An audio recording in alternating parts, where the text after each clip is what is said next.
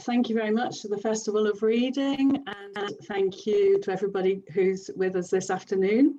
By way of introduction, I would just like to outline what we're going to be doing in this session. So in a moment, we'll have a little warm-up activity, and then we'll be thinking about different ways in which reading for pleasure can improve well-being.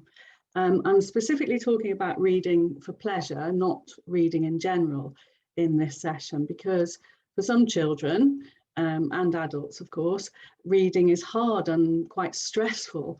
So I'm going to include also being read to in this session. And if you joined Ross Montgomery's session on Monday, you will have heard lots of reasons why being read to is helpful for students. So I'm going to be talking about some different aspects of well-being, and I'll be including some examples from children's books and some activities that you might like to use in the classroom before we wind up.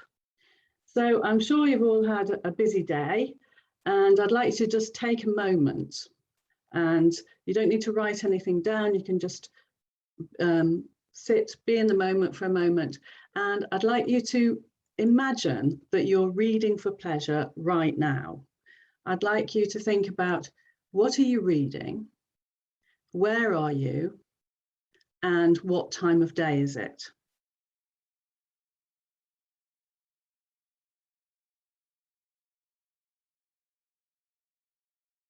Just think about that for one moment. Okay, now think about, how are you feeling? How did that make you feel? What kind of adjectives would you use to describe how you're feeling? I think if I was reading for pleasure right now, I'd be reading a book of Irish short stories, I think, in bed, probably at night time.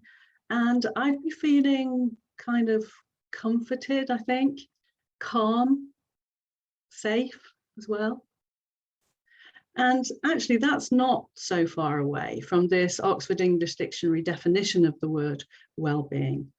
I think when we first think about how reading or being read to might be good for our well-being, I think we often think about it as a relaxing activity, and that relaxation has something to do with escapism, doesn't it? People often say that reading transports them away from reality and the stresses of life. And research suggests that there's some truth in this idea. A study conducted by Mind Lab International at the University of Sussex in 2009 found that reading can reduce stress levels by as much as 68%. And actually that's more than listening to music, which was 61%, having a cup of tea, 54%, and even going for a walk, 42%. And the study also found that participants who engaged in only 6 minutes of reading experienced a slowed heart rate and reduced muscle tension. According to Dr. Lewis, the study co-author and neuropsychologist at Mind Lab International, it doesn't really matter what you read or what kind of book. You can escape from worries and stresses by losing yourself in the world of the writer. I'll just give you a moment to read what he says about this.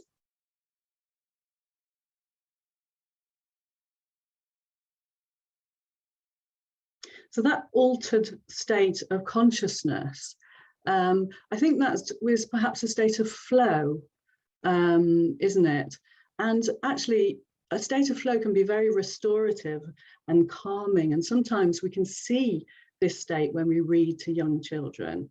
It's almost like we have them in the palm of our hands, isn't it? They're almost spellbound. So there is evidence then that reading for pleasure can be a kind of antidote to stress or an escape. But did you know that bibliotherapy is actually a thing? I'll give you a moment to read this again. It's a kind of a definition from Psychology Today.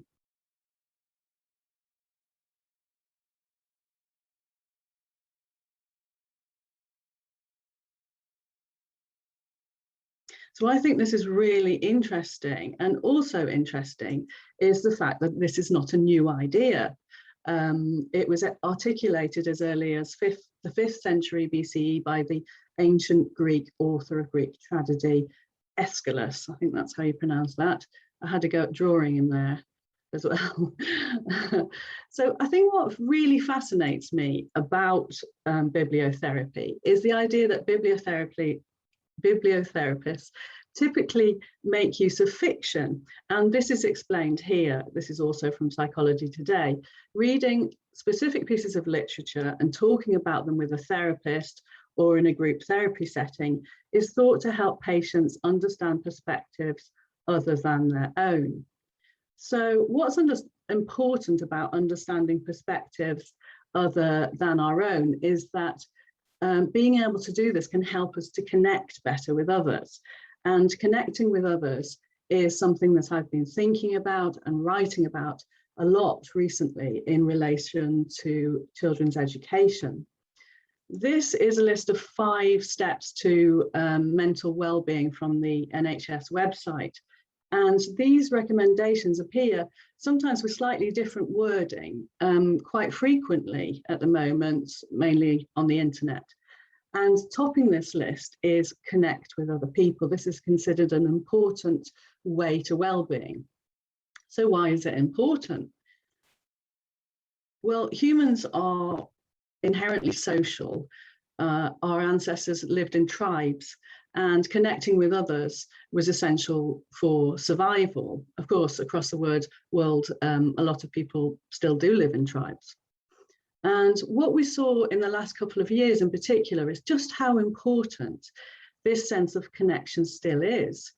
Mental health advice around this time very much centered on coping with isolation and loneliness, and really emphasized the importance of being in contact with others. So what's that got to do with reading for pleasure?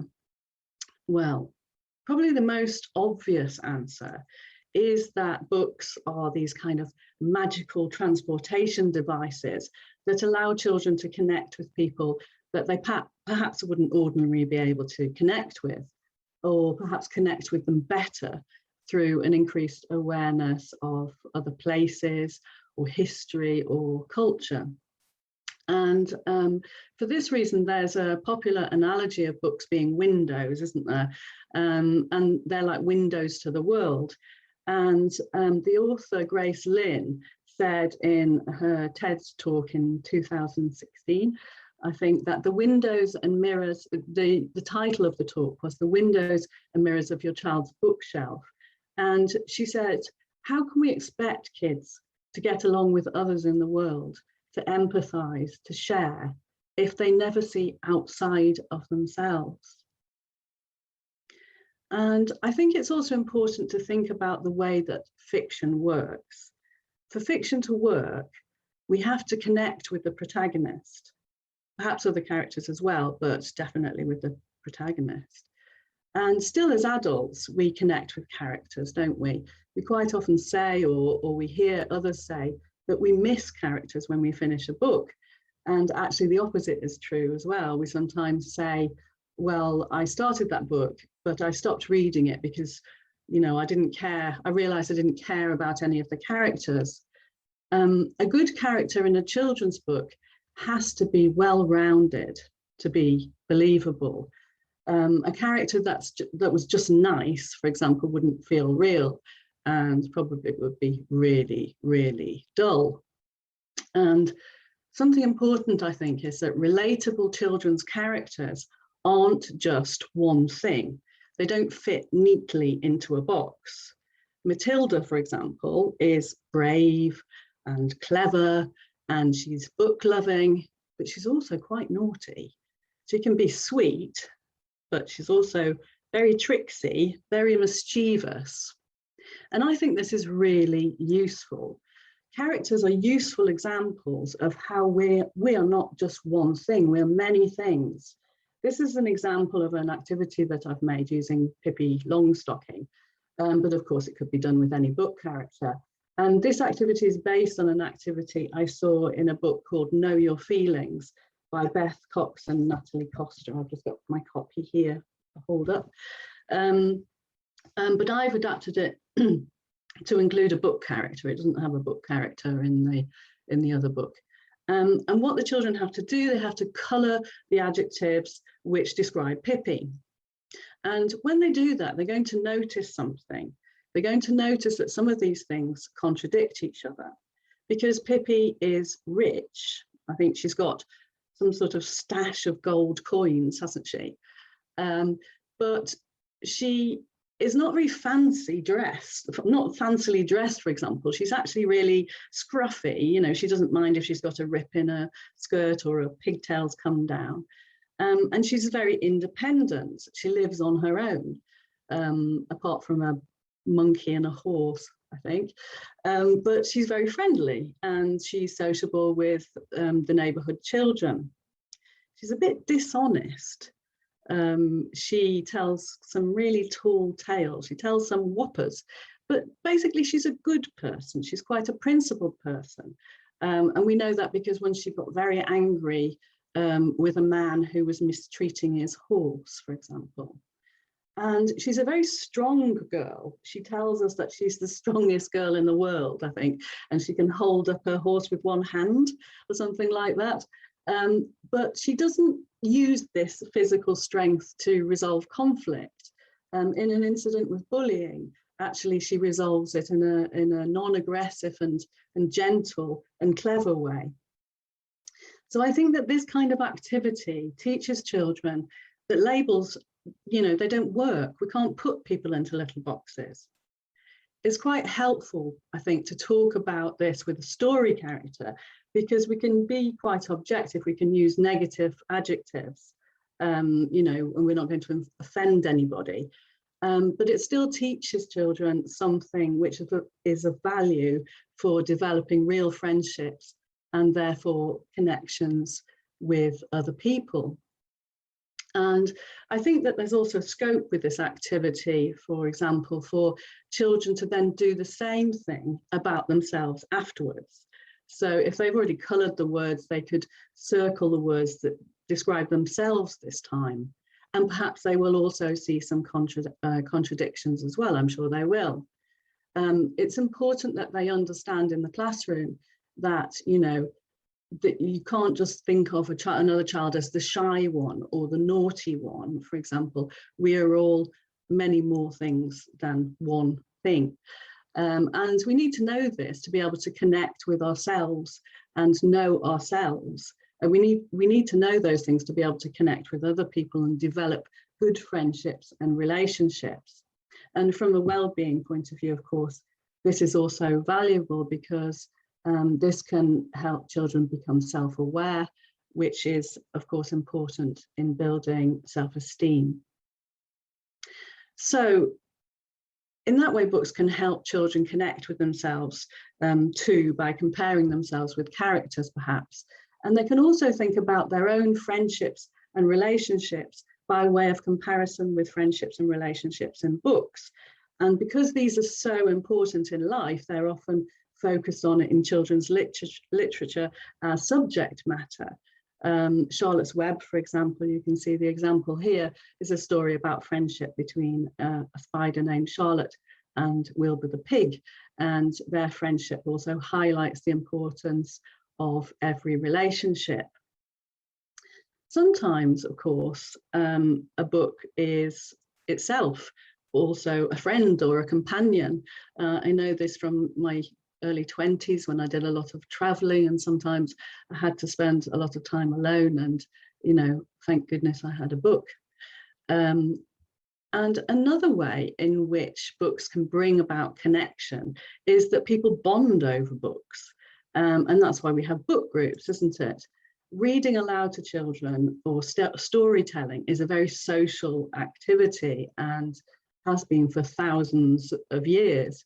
And we can also focus on opinions and preferences regarding books as a point of discussion or as a game in the classroom. Because when we ask children these kind of either or questions, which they have to vote for, maybe with a show of hands, they notice who makes the same choice as them. and this can be a bonding experience. So I could ask you now, for example, you can answer if you want to, Stuart Little or Paddington? Which one would you choose? And children could do this, we can do it in the classroom as a sort of a game, but also children could do it in pairs or small groups, perhaps as a kind of a questionnaire. And we could use different kinds of examples of either or questions. So it could be a preference of books by the same author. I've used Catherine Rundell examples here, top left, but we could also use any author, of course, or it could be different types of books or genres, fiction or non-fiction, mystery or fantasy, novel or graphic novel. And we could extend this by asking children to explain their reasons for their choices, or if they could even try to reach a consensus in a group as a sort of a persuasive speech or balloon debate type activity. So to sum up then, books can help children to connect with others, but because they can also help them connect with themselves and get to know themselves, they can increase self-awareness, which can lead to greater self-esteem. And also children can bond over books. So, excuse me, another of the ways to well-being, which medical practitioners and healthcare experts advise, is paying attention to the present moment and what many people refer to as mindfulness. And I like to call this taking notice. Paying attention to the present moment was also in that list, as I showed you from the NHS website. And of course, there are actually books about mindfulness itself available for children. Lots of yoga books at the moment for children, lovely yoga books, yoga stories and things like that too. And my own book, which I wrote for the Rising Stars Reading Planet series, does have a section about this.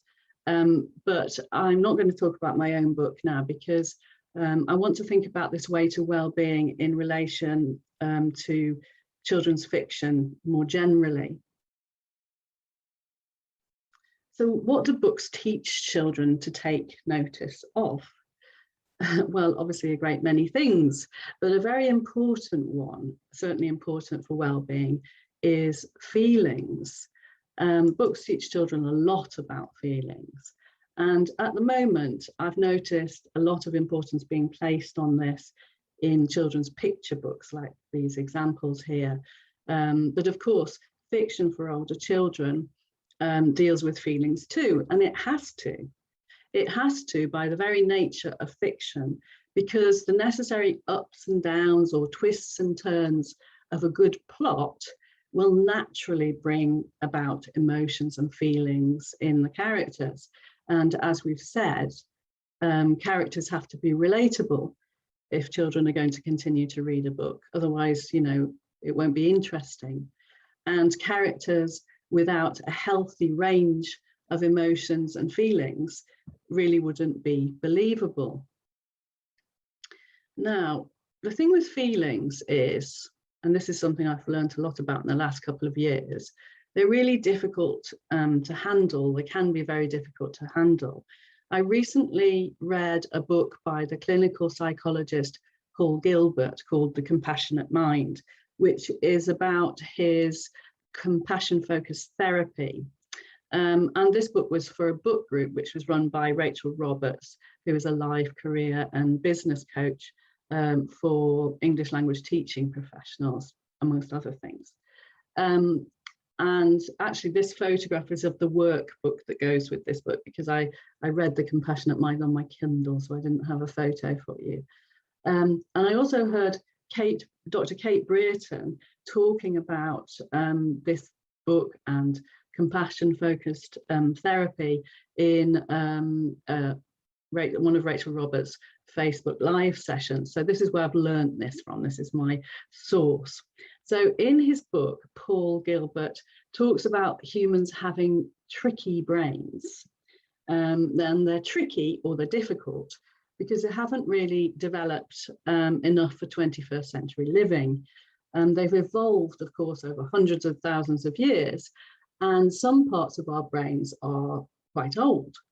And we need these old parts of our brains because they form our threat system and they keep us safe from danger. But the difficulty is that we also have newer parts of the brain, and they're in frontal lobes. And these are the parts of the brain that make us human and different from animals. And there's really good things about these new parts of the brain, because we have imagination and we have language because of them. We have the ability to plan and problem solve. But a problem occurs when these newer parts of the brain interact and kind of hook up with the older parts of the brain. In his book, Paul Gilbert uses an analogy for this, which I also heard Dr. Kate Brereton describing. So I'm going to share this with you now, and I'm going to show you some photos and things. So imagine that zebra are grazing on an African plain, and then a lion appears. A zebra senses this and sends out an alarm signal to the rest of the herd. What happens then? The threat system in the zebra's brains will then be triggered, and this stress, anxiety response, this kind of surge in adrenaline, will mean that they all go charging off then, charging to save their lives. But 10 minutes later, the zebra, all fine again, perhaps having a nice drink of water at a water hole. What they're not doing is this.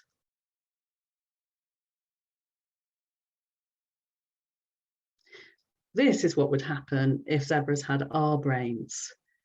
But zebras aren't worried about where the next lion is coming from. They're not panicking or catastrophizing or imagining all kinds of things as a result of this. They aren't doing this because they don't have the capacity to do this in their brains, but human brains do. So you can see what we're dealing with here. We still have the old, same sort of old stress response system, and we might need that in a real emergency. But it can also be triggered by situations that aren't actual emergencies. And once those old and new parts of the brain start hooking up, we can kind of get stuck in this for some time. So what I'm trying to say is that feelings are pretty messy. And when children notice the feelings of believable characters in books also being pretty messy, it can be incredibly affirming. Well, it still is for us as adults as well, isn't it? It feels supportive to witness a character having the same kinds of feelings as you yourself have. We've talked about books being windows, but another part of that analogy, of course, is that they're also mirrors. They can also show us a reflection of ourselves. And understanding and accepting the complex feelings of a character is a step towards acceptance of ourselves. It's really important for children to learn that we all have negative feelings. We need to teach children that these are completely normal. And they also watch characters' feelings changing really quickly, which is something else which is really useful to notice. In a short book, for example, a character can have perhaps 4 seasons in one day in terms of feelings. So after reading a story then, we can help the children to focus on the feelings of characters. We can perhaps ask them to chart the feelings of a character, perhaps just in one chapter if it's a longer book. And we can think of feelings as weather sometimes. It's quite a popular, something that's used in wellbeing with children. So we could use weather symbols, or we could use emojis or something like that. And children could just draw icons. Yesterday, Teresa Kremen was talking about how in some of her research, she noticed that some children were a little bit put off being read to, which surprised her. And when there were questions about why they said they didn't like being read to, they said it was because they always had to write afterwards, which I thought was really interesting. And I was thinking about that and thinking that we don't have to, although obviously there are lots of benefits for developing children's writing which come from reading, we don't always have to do really big written exercises to focus on what we've learned having read something. So we could just use icons or something. But of course, the children, if you wanted them to, could also write what caused the feeling that the character had, maybe, because feelings have reasons, don't they? And what the character did or how the character behaved because of the feeling. Something else which I think is really important is the way that good writing involves showing and not telling.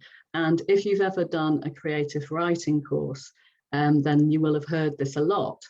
And it's also a piece of advice which is given in Joanna Naden's book for the Rising Stars Reading Planet series, Telling Tales, A Guide to Writing Fantastic Fiction, which is a wonderful book, teaching children how to write good stories. And this explains the importance of showing, not telling. So what we do instead, or what we have instead, is the author telling us, instead of the author telling us she was sad or he was scared, instead we have like a physical description of body sensations, for example, or maybe body language or behavior. And what the children need to do when they read these descriptions in a children's novel is notice the character's feelings from the clues. And of course, this develops empathy and also self-awareness about the way that feelings are felt in the body, which is pretty much what mindfulness is all about. So, okay, so here's an example.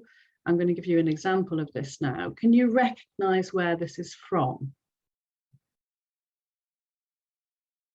And actually, maybe Kathy, do you want to have a look in the chat box and see if anybody's got a suggestion for where this piece of writing comes from? That's fine. If you don't mind, everyone popping it in the chat box if you do know, that would be great. And then I'll read it out to Cheryl.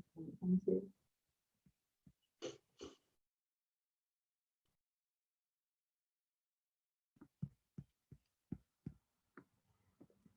Anyone got any ideas?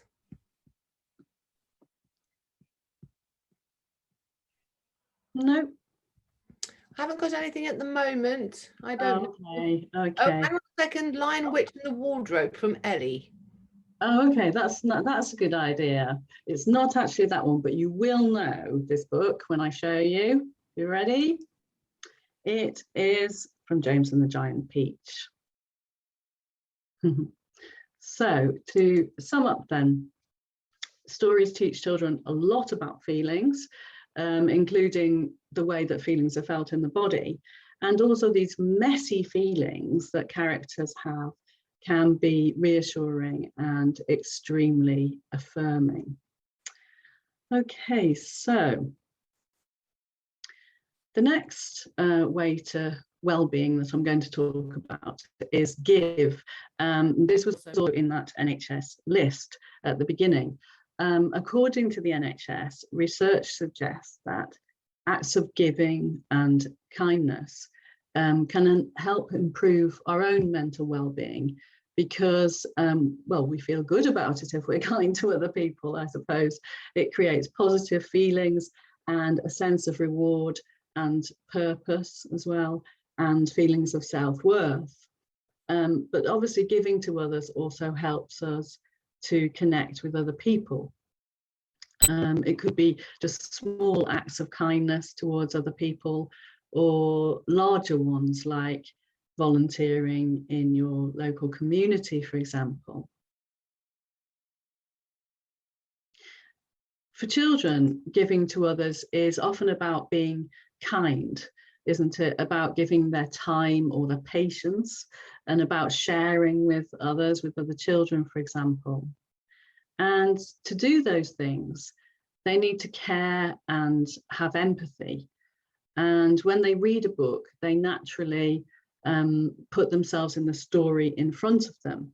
And this allows them to develop empathy as they experience the lives of characters.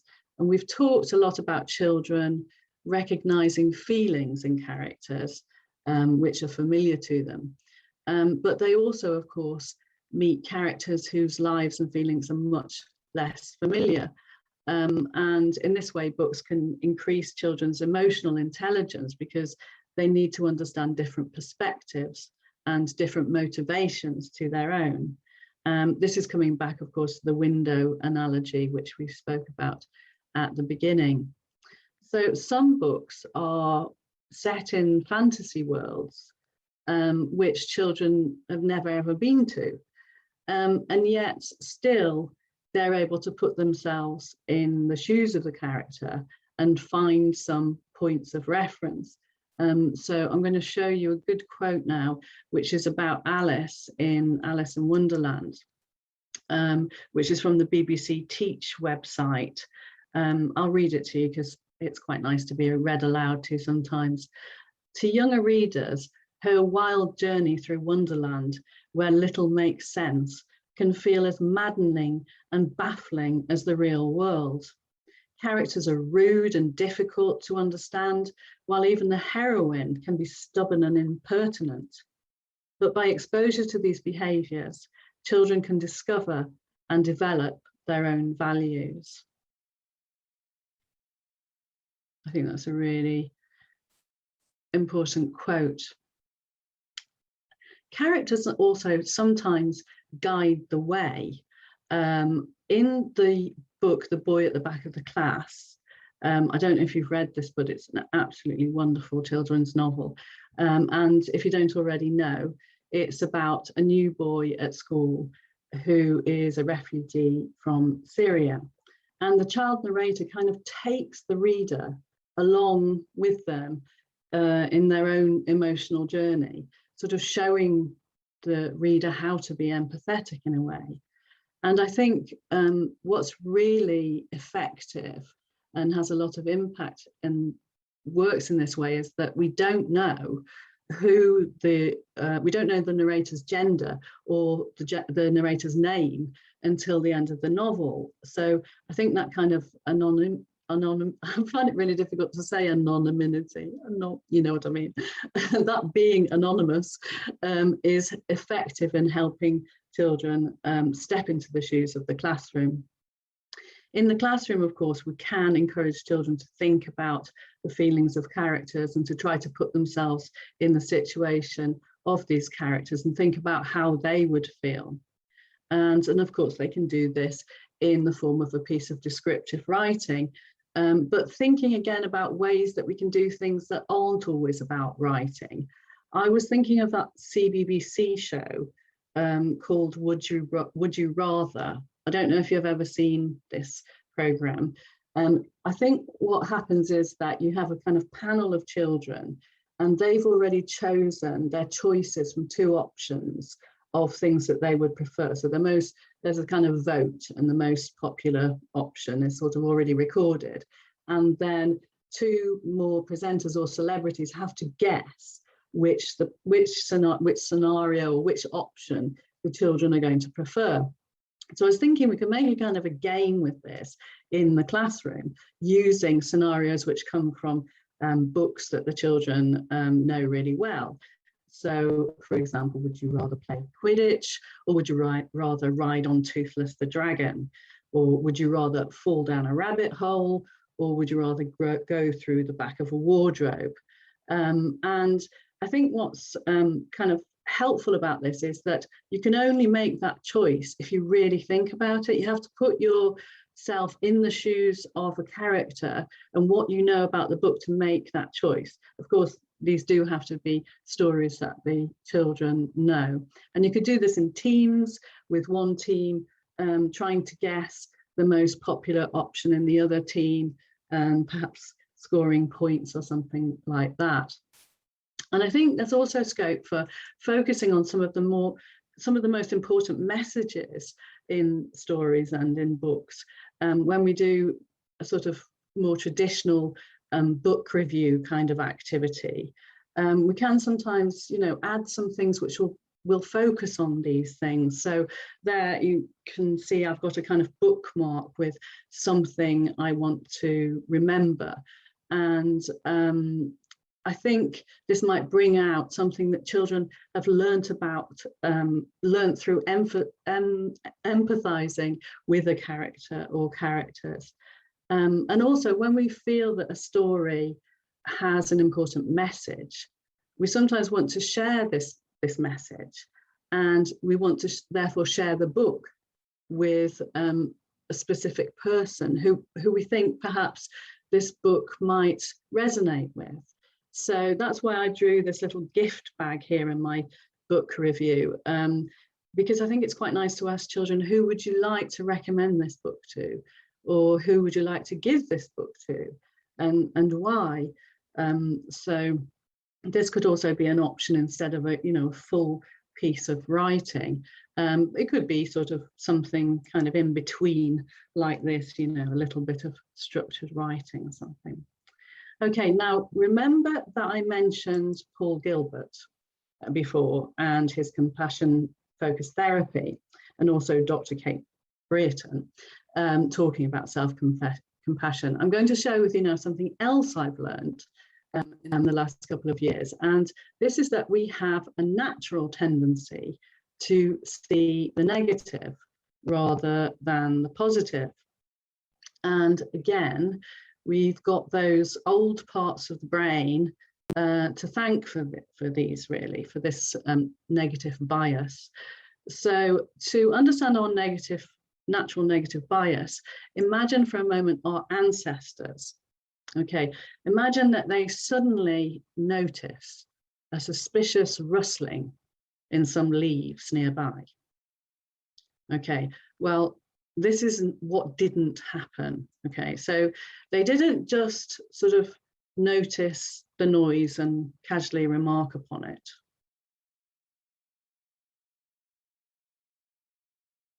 And they didn't sort of take some time to kind of think of possible causes for the leaves rustling. They didn't sort of think about it rationally, sort of try to work out exactly what it might be and think about it all rationally. No, they didn't do any of that. This is what happened straight away, because it was far safer to assume the worst, of course. And in this way, the negative bias kept our ancestors safe. So these days, hopefully, we don't meet too many saber-toothed tigers, but we do still have that negative bias. And somehow we often have to try to readdress that balance. And so that's why people keep gratitude journals, for example, or sometimes people say affirmations. But I think that this is also something which fiction helps with. I think we quite often see the negative bias in action. So I'm just going to give an example. This is, I think, a brilliant beginning to a child's novel by Gareth P. Jones. And it's quite small on your screen, I think. So I'm just going to read the second paragraph of the very beginning to you. And it's from the point of view of the protagonist, whose name is Rachel. And she says, "I've always been the sort of person who never got noticed. All my life I blended into the background. I have no idea why. It's just always been like that. Once, when Mum came to pick me up from school, she very nearly went home with the wrong person. Another time, I was missed out of a class photo, even though I was there for the photo shoot. More recently, Dad walked straight past me, even though I was jumping up and down and shouting, 'Hi, Dad!' So the character Rachel doesn't know yet what her thing is, by which she means the thing she's good at. And actually, sorry, this is a bit of a spoiler alert if you want to read this book. If you look there, you can see a verse from a song that she's written, because what her thing is that she can write songs. And ironically, the words of the song, you know, really sort of show all the negative, what a sort of negative self view she has. Poor Rachel, it's really sad. But of course, in the way of good fiction, the character learns and develops in the course of the story. And by the end, this is the very last page, and I've highlighted this line that for me packs a real good punch. My whole family turned to look at me. So what I'm saying here is that when children read and feel compassion for a character, empathizing can also help to develop self-compassion. When the character realizes that actually it's okay to be them, children get a little spark of, it's okay to be me too. And being aware of the importance of a child seeing themselves on a page obviously highlights the importance of this too. And this is a personal thing, because I think we and children take different things from the fiction that we read. It's a bit like the way we interpret song lyrics, isn't it? We sort of interpret them in our own way. It's like we take what we need. Recently, when I was watching the Netflix drama, The Chair, the character of Bill Dobson said this, and I think this sums it up quite well.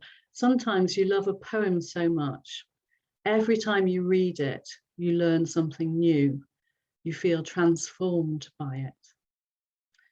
And the fact that children protagonists are usually resilient and have to learn to believe in themselves, I think, can go a long way to readdressing that negative bias. As Neil Gaiman says, fairy tales are more than true, not because they tell us that dragons exist, but because they tell us that dragons can be beaten. So to sum up that last little section, books help children develop empathy and encourage kindness to others, but they can also bring about feelings of self-compassion, which is important too. So that's all from me for today, but I will be here again tomorrow, and I'll also have a sort of well-being theme again, because tomorrow I'll be talking about growing a growth mindset with books. So thank you very much for coming along.